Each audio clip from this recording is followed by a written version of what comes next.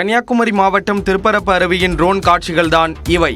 திருப்பரப்பு அருவியில் தண்ணீர் ஆர்ப்பரித்து செல்வதால் 7வது நாளாக சுற்றுலா பயணிகள் குளிக்க தடை விதிக்கப்பட்டுள்ளது. இதேபோல் மேகமலை வனப்பகுதியில் பெய்து வரும் கனமழையால் தேனி மாவட்டம் கம்பம் அருகே உள்ள சுருளி அருவியில் வெள்ளப்பெருக்கு ஏற்பட்டுள்ளது. இதனால் அருவியில் குளிக்க தடை விதிக்கப்பட்டுள்ளது.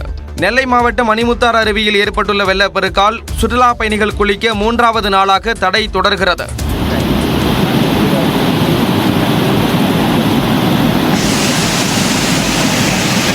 தென்காசி மாவட்டம் குற்றாலத்தில் உள்ள மெயின் அருவி மற்றும் பழைய குற்றாலத்திலும் நீர்வரத்து அதிகரிப்பால் சுற்றுலா பயணிகள் குளிக்க அனுமதி மறுக்கப்பட்டுள்ளது.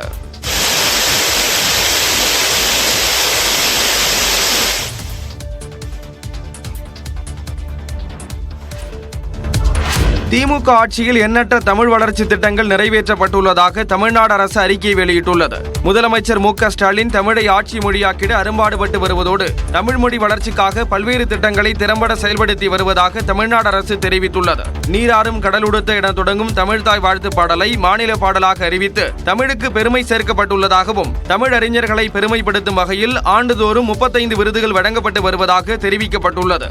தமிழ் அறிஞர்களுக்கான கனவு இல்ல திட்டம், தமிழ் அறிஞர்களின் நூல்கள் நாட்டுடைமை, அயலக பல்கலைக்கழகங்களில் தமிழ் இருக்கைகள், குரல் முற்றோதல் திட்டம், தமிழ் கூடல் திட்டம், தீரா காதல் திருக்குறள் திட்டம் என முதலமைச்சர் மு.க.ஸ்டாலின் பல்வேறு திட்டங்களை செயல்படுத்தி இருப்பதாக அறிக்கையில் கூறப்பட்டுள்ளது.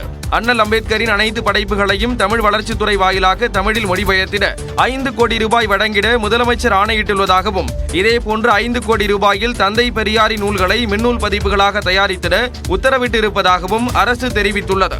அயலக தமிழர் தின விழா, கணியன் பூங்குன்றனார் நினைவு தூண், 2025இல் 2ஆம் உலக தமிழ் செம்மொழி மாநாடு என எண்ணற்ற தமிழ் பணி திட்டங்களை நிறைவேற்றி உலகமெங்கும் வாழும் தமிழர்கள் நெஞ்சத்தில் முதலமைச்சர் மு.க.ஸ்டாலின் நிறைந்திருப்பதாக தெரிவிக்கப்பட்டுள்ளது.